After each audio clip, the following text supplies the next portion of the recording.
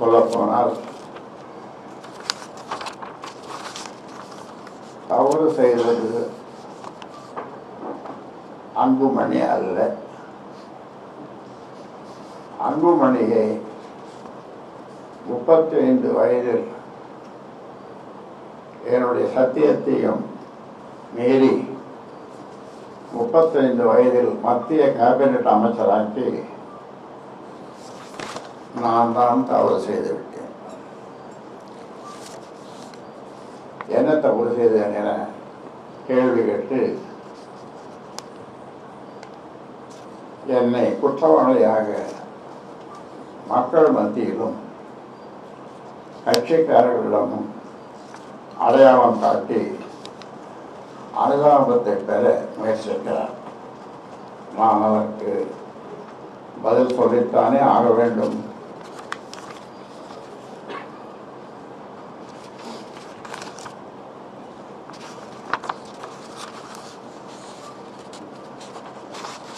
அன்புமணிதான் தவறு செய்தவர்.